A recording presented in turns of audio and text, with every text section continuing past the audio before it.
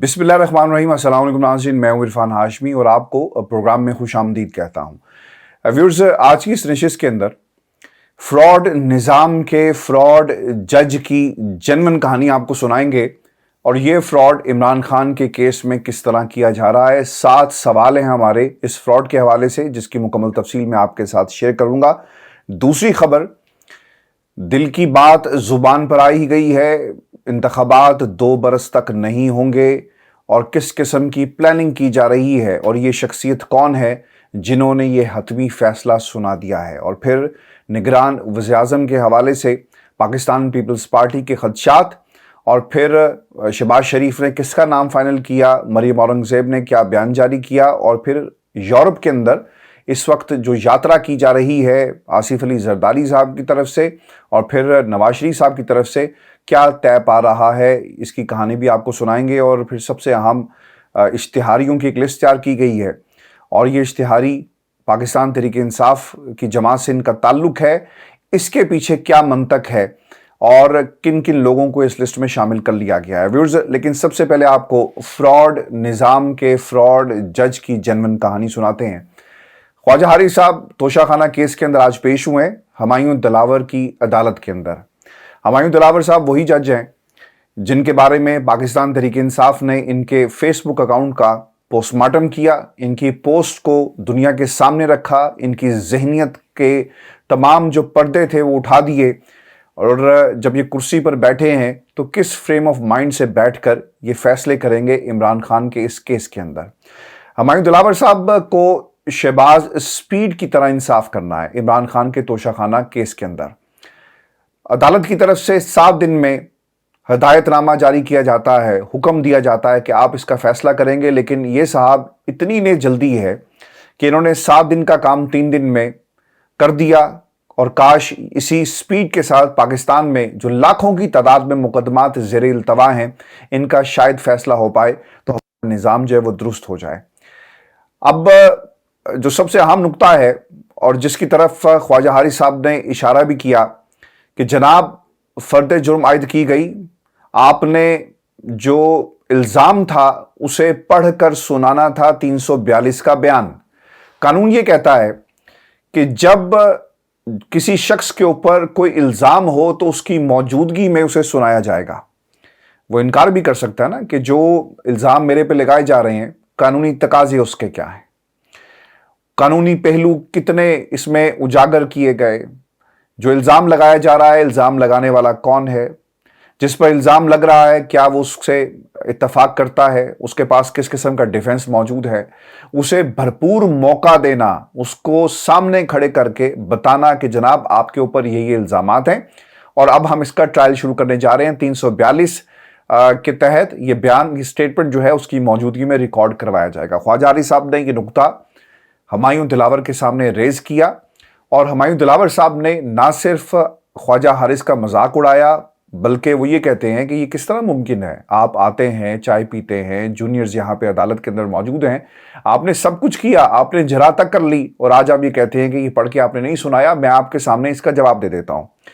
जिस दिन इमरान खान को एक जगह डिटेन किया गया, आपको याद होगा 9 मई के वाक़यात, और उसके बाद 10 तारीख को जब डिटेन किया जाता है और नैब हिरासत में, तो उस वक्त इमरान खान को कुछ लोगों के सामने पेश कर दिया गया। तो खान साहब ने ये कहा कि जनाब मुझे तो यहाँ पर जो पकड़ कर लाए हैं वो कोई और केस है, लिहाजा मैं तो जब तक मुझे क्लियर नहीं होऊंगा मैं इसे नहीं सुन सकता। और फिर खान साहब ने वहाँ से उठकर चले गए थे और फिर इसका जिक्र जो है हुमायूं दिलावर की तरफ से किया भी गया।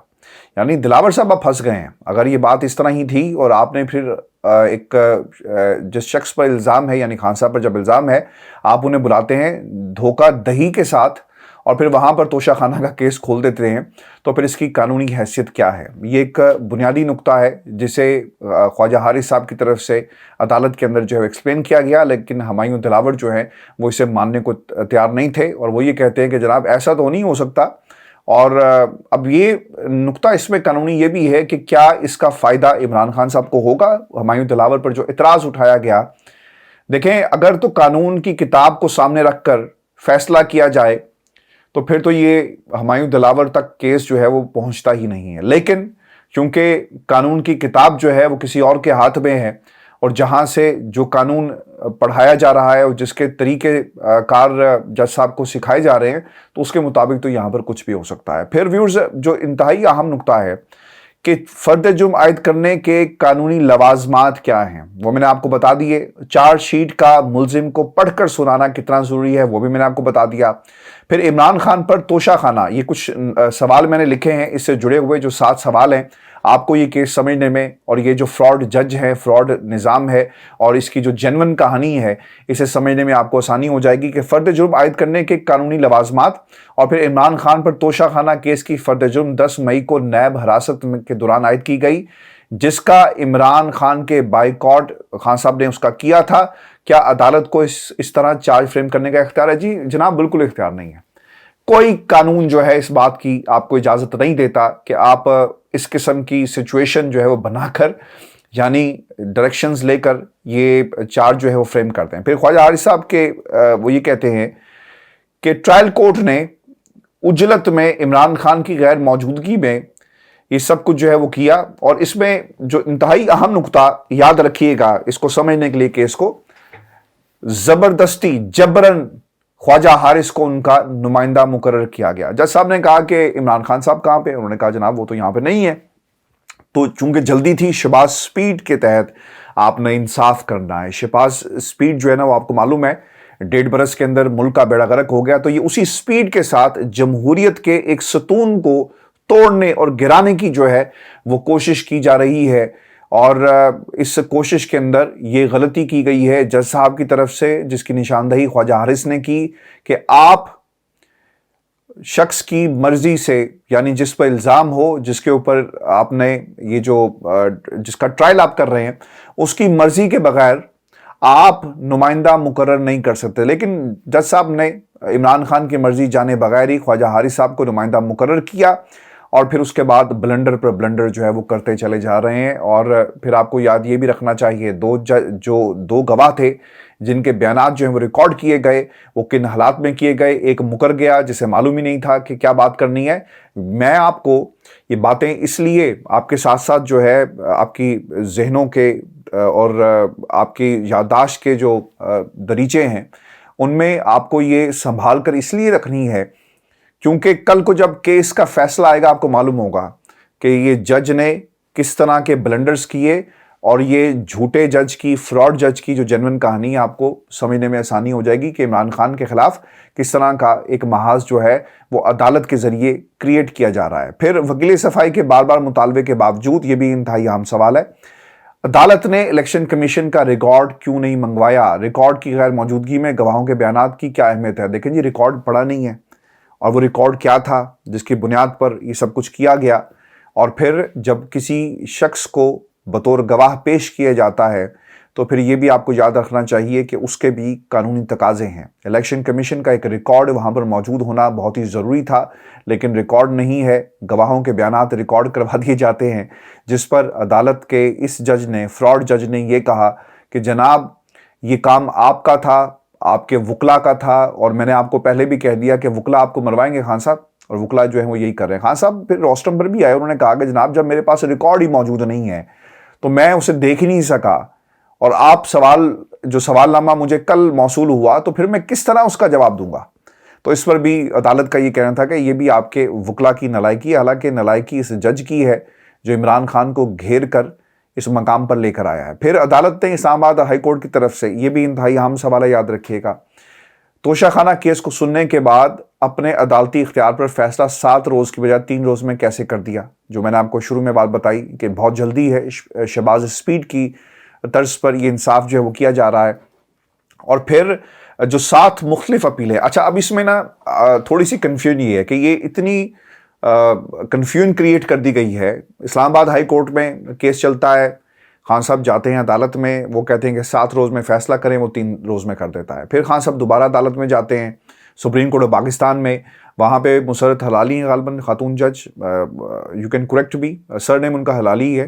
اور پھر ایک یحییٰ جج تھے، ان کا بھی سر نیم یہی ہے. انہوں نے کیا کیا؟ انہوں نے فیصلہ خان صاحب کے خلاف دیا، اور انہوں نے کہا کہ جب ٹرائل کورٹ जब मामला ट्रायल तक पहुंच ही गया है तो फिर हम आप क्या कर सकते हैं, यानी ये जो इतराज़ात आपकी तरफ से उठाए गए दायरा कार के, ये पहले आने चाहिए थे। ये देखें निज़ाम कितना गलत है और किस तरह निज़ाम की बारीकियों को इस्तेमाल किया जा रहा है इमरान खान के खिलाफ। अदालत, क्योंकि ट्रायल का मामला अब शुरू हो चुका, लिहाजा दायरा कार का मामला जो किसी भी अदालत पर नहीं उठाया जा सकता।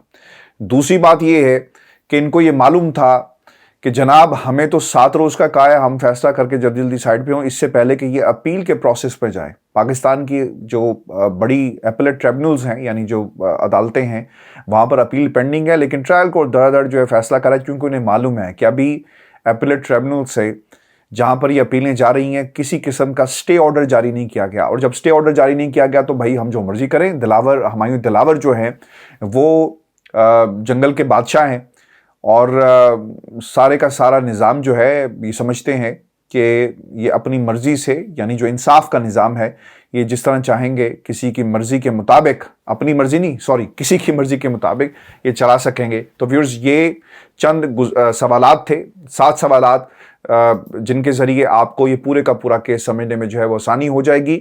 और अब खान साहब दोबारा कल पेश होंगे और फिर जो सवालनामा उनके हवाले किया गया है उसके तनाजुर में फ़ैसला होगा। व्यूअर्स, दूसरी खबर, मैं कैटेगोरिकली यहाँ पर दूसरी खबर का ऐलान इसलिए कर रहा हूँ क्योंकि कल हमारे एक दोस्त ने ये गिला किया, ऐसा लगता है कि आपने कब स्विच किया मालूम ही नहीं होता, और शायद ऐसा लगता है कि जैसा न्यूज़ कास्टर एक खबर से दूसरी खबर पर जाते हैं तो शायद हमें इस किस्म की फीलिंग आती है। तो लिहाजा दूसरी खबर ये है कि एक इंटरव्यू राजा रियाज साहब का पाकिस्तान के टीवी पर चला जी, और ये इंटरव्यू आप क्लिप जो है ना ये आप देख रहे होंगे मेरे बिल्कुल राइट साइड पे चल भी रहा है, जिसमें एंकर उनसे सवाल करता है इलेक्शन के हवाले से, क्योंकि हमने ये मुतअद्दिद दफ़ा ये बात कही कि राजा रियाज साहब लापता हैं, ढूंढ कर लाओ उसे, कहाँ पर है ये निज़ाम।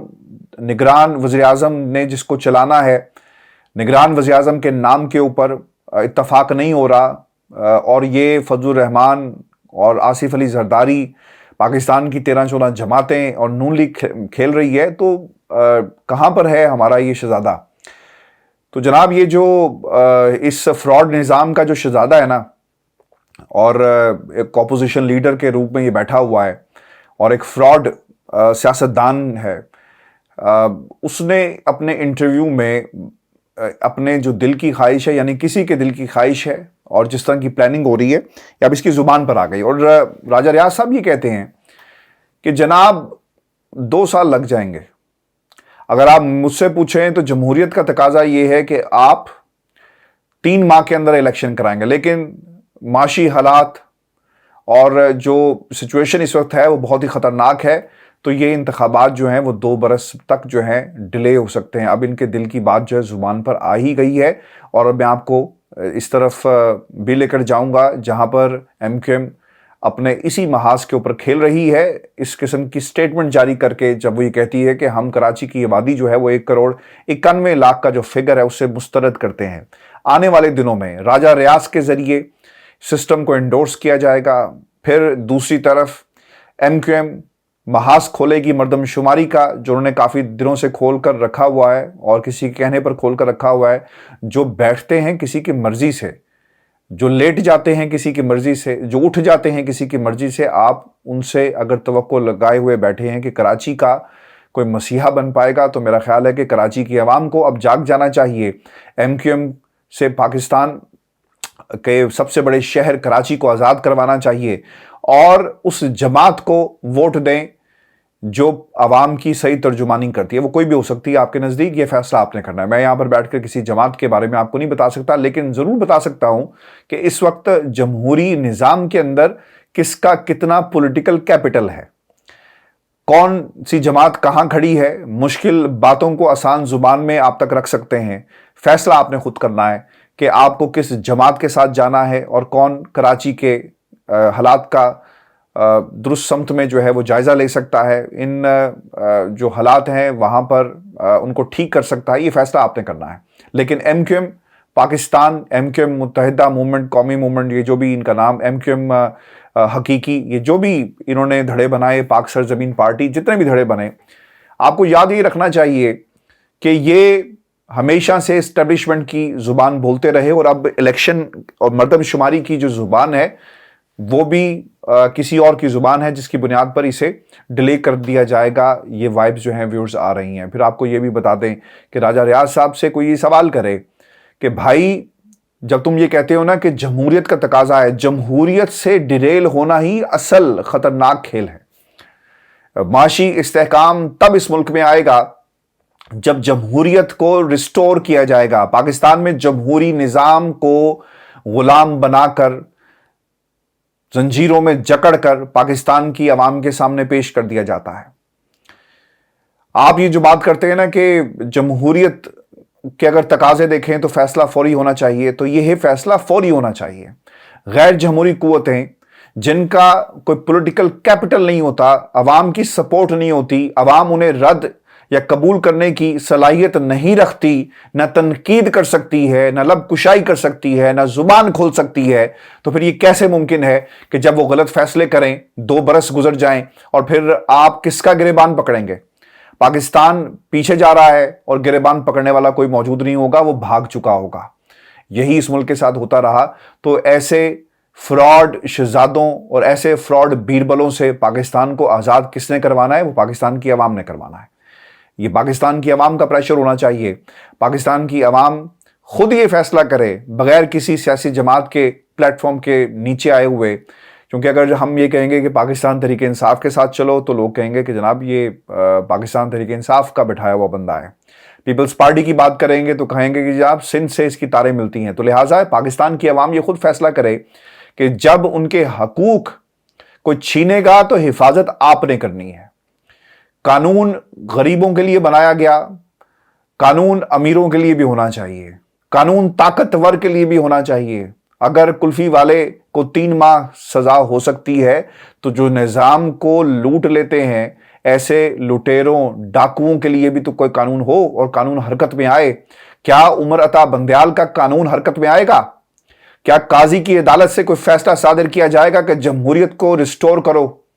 کیا جتنے لوگ بڑی ڈٹائی کے ساتھ یہ کہتے ہیں کہ جمہوریت کا تقاضا ہے کہ الیکشن جو ہیں وہ وقت پر ہوں لیکن ملک معاشی طور پر بہت پیچھے چلا گیا، کوئی ان سے پوچھے گا کہ جب ان کی یورپ کی یاترا ختم ہوگی، فرصت ہوگی تو پاکستان کے بارے میں بھی سوچ لیں؟ یہ فیصلہ اس لیے میں کہتا ہوں کہ پاکستان کی عوام خود کرے. کسی نے ایک بہترین ملک جو ہے وہ آپ کو پلیٹ میں رکھ کر نہیں دینا. آپ کو اپنے بچوں کا، ان کے مستقبل کا، آنے والے کل کا فیصلہ جو ہے وہ آپ نے خود کرنا ہے. اور یہ تقریر نہیں ہے، یہ وہ خبر ہے جو ہر پاکستانی تک پہنچنی چاہیے. ان لٹیروں کی، ان سوداگروں کی، ان وڈیروں کی کہ انہوں نے کس طرح پاکستان کو لوٹنے کا پلان بنا رکھا ہے، یہ خبر عام ہونی چاہیے، ہر پاکستانی تک یہ خبر پہنچنی چاہیے. کوئی میں تقریر نہیں کر رہا. پھر ویورز آپ کو یہ بتا دیں کہ اب یہ جو یورپ کی یاترا ہو رہی ہے نا، زرداری صاحب بھی یورپ پہنچ گئے ہیں، خبر ہی آئی ہے اور خبر کے مطابق عین ممکن ہے کہ جناب ملاقاتیں ہوں، کبھی دبئی پلان، کبھی لندن پلان، کبھی جدہ پلان اور پھر اب یورپ پلان. فیصلہ یہ کرنا ہے کہ بیٹے کے لیے کوئی حصہ ملے گا اور پھر بھائی کو حصہ ملے گا یا بڑے بھائی کو اقتدار میں لانے کے لیے تمام تدبیریں اور چالیں چلی جائیں گی. اور پھر پاکستان مسلم لیگ نون جو ہے وہ اسٹیبلشمنٹ کے ساتھ کیا ایک پیج پر ہے یا پھر اسٹیبلشمنٹ نگران سیٹ اپ لا کر ان سب کو جو ہے وہ کلین بولڈ کر دے گی. اب یہ تمام چیزوں کا جو ایک جائزہ لیا جا رہا ہے. نون لیگ کے اپنے تحفظات ہیں شہباز شریف کی موجودگی میں، جب وہ ایک پیج پر ہیں اعلان ضرور کرتے ہیں کہ اگر نون لیگ جیت گئی تو اگلا وزیر اعظم جو ہے وہ نواز شریف ہوگا. اور جس ملک کے اندر ابھی تک آپ نے نگران سیٹ اپ کا نام جو ہے وہ فائنل نہ کر سکے ہوں، وہاں پر یہ فیصلے کہیں اور سے ہوتے ہیں اور وہیں سے صرف انتظار کیا جا رہا ہے کہ یہ فیصلہ کب آئے گا. ویورز آپ کو یہ بھی بتا دیں کہ اشتہاریوں کی ایک لسٹ تیار ہوئی ہے اور اس لسٹ میں بہت سارے پاکستان تحریک انصاف کے لوگوں کے نام جو ہیں وہ ڈال دیے گئے. اور اس لسٹ میں ایک تو جی جو پولیس کی ابتدائی رپورٹ تیار کی گئی ہے اس کے مطابق 22 پی ٹی آئی رہنماؤں کو انسداد دہشت گردی عدالت سے اشتہاری قرار دلوانے کے لیے کارروائی کی جائے گی. پولیس کے مطابق ابتدائی طور پر عظمیٰ خان، علیمہ خان، میاں اسلم اقبال کو اشتہاری قرار دلوایا جائے گا. اس کے علاوہ حماد اظہر، فاروق حبیب، زبیر نیازی، مراد سعید کو بھی اشتہاری قرار دلوایا جائے گا۔ اور پھر علی امین گنڈاپور ہیں، اسد زمان چیمہ، حسان نیازی، حافظ فرد ہیں، اعظم سواتی، اندلیب عباس، خالد گجر اور کرامت کھوکھر کو بھی اس فہرست میں شامل کر اشتہاری قرار دیا جائے گا۔ اب یہ پتہ کیا ہونے جا رہا ہے، یہ وہ لوگ ہیں جو عمران خان کے ساتھ کھڑے تھے۔ علی محمد خان صاحب جو ہیں، ان کے ساتھ جو کچھ ہوا وہ آپ کے سامنے ہے۔ کچھ لوگوں کو پکڑا ہوا ہے اور اب بہنوں پر ہاتھ اس لیے ڈالا جا رہا ہے کہ تکلیف ہوگی عمران خان کو، اور یہ کسی کی خواہش بھی ہے کہ جس طرح ہماری بیٹیوں کو اور ہماری بچیوں کے نام جو ہیں وہ منی لانڈرنگ کے کیسز کے اندر لیے گئے اور چلائے گئے، اسی طرح ان کے نام بھی اس اشتہارات کی شکل میں، چونکہ پاکستان میں خبریں تو نہیں لگتی، اشتہار لگتے ہیں خاندانوں کے، اور ان خبر کم اشتہار نما جو چیزیں ہیں ان کے اندر ان کے نام لیے جائیں، ان کی تصویریں دکھائی جائیں اور قوم کو پتہ چل سکے کہ یہ لوگ کون تھے، اور اس بنیاد پر ہم اگلے انتخاب کے اندر جائیں گے۔ دیکھیں، میں آپ کو ایک اور بات بھی بتاؤں